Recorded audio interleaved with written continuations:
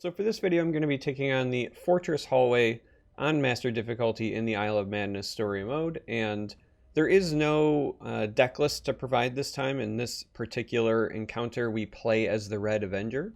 So we're just going to go ahead and dive right in and start the encounter. So again, no deck code, no deck list to share. This one the game provides to you. And we get to be Halalu against this Fortress Guard. And Rapid Shot seems fine. We'll go ahead and keep the Haunted Manor because that's pretty powerful as well. And hope that we find something early. I'm okay with keeping the Manor simply because we also have the ring here. Now, for the event, it is worth noting, right? You start with this Red Avengers standard. Your cards cost one less if you've played a card this turn. They, however, have the Set's Masterwork because they are a singleton deck. So there's a lot of potential value that we can kind of get out of this. We're going to go ahead and do this Rapid Shot, which will again make our cards cost one less. And we can't trade, so let's go ahead and do that as well. I like the Dune Smuggler more than the Ransack here. Watch yourself now. And this is essentially going to be kind of like any other matchup, right? Like, we're going to treat this like a mid-range deck. We're going to try to fight for control of the board. This is also really good for us, specifically because next turn we can start doing crazy things once the Haunted Manor comes down. But for now, we're going to go ahead and drop this here. And though I want to save this Dune Smuggler, I think we're going to go ahead and use it. Keep moving. Over here. And the reason we're putting it here is because the Windkeep does not trade in, and then the following turn we can hopefully pop this ward and then get the trade going. That's interesting. Let's go ahead and use this on our Smuggler, I guess. Just to draw the card. Oh no. Oh no! Alright, we're gonna get this Haunted Manor down now. It's very, very important for us to continue fighting for control here. I'll take them with me. Sadly, we're gonna be a little bit behind. You will die, shaved skin. But that's okay. So we're gonna go ahead and wait. Vile canker blossom. They're gonna make some trades and developing a big boy, no less. Big boy. But we're gonna have Oathman and Manor shenanigans now. So just tell me who we can go ahead and do this. And we are behind on the health totals, so this will get guard. We just have to figure out where we want this guard to go. And I feel like over here. So let's go ahead and do this. I will push them back. Gives us a big guard. And we can go ahead and use this Writ here as well. I'm just trying to decide if I want to play this to potentially soak or not, and I don't think so. I actually think we want to save this to pair with another future creature because of the Haunted Manor. So it does mean we're going to take a bit of damage this next turn, but as we fight for control of the board, I think that's reasonable. 3 gods, 1 true faith. Justice never sleeps. Very reasonable.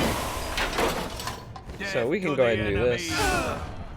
And we can also go like this, which will trigger our plot for this, which is important because we want to get rid of these shenanigans. And let's go ahead and put our Crusader's Assault here to draw some cards and get this trade in. And this Puppeteer has the potential to be really large. However, I feel like it's better off if we do this, because getting a second Haunted Manor online is going to generate us a obscene amount of value. You cannot escape. Because again, we're just trying to fight for control of the board, and we'll eventually overwhelm them.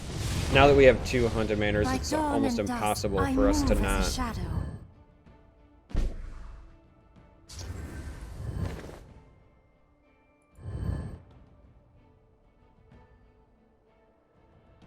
Alright.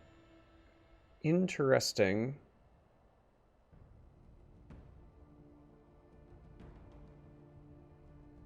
We are still going to make this trade.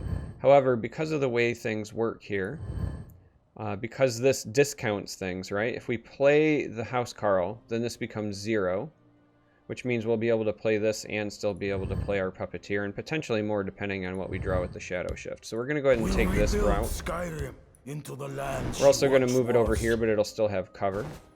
See, the Spy helps out quite a bit as well. Nothing will trace back to us. I think keeping that is fine, because it'll enable some of these. They missed We want to get this big creature off the board, so we're going to go ahead and do this. And let's drop this over here. Business. You've come So, to the right place. we net ourselves a pair of 5/5s. Feel my sting. They're going to get a lot of items, unfortunately. Not much we can do about that. Identify yourself. Or not. Awaiting your command. I live to serve.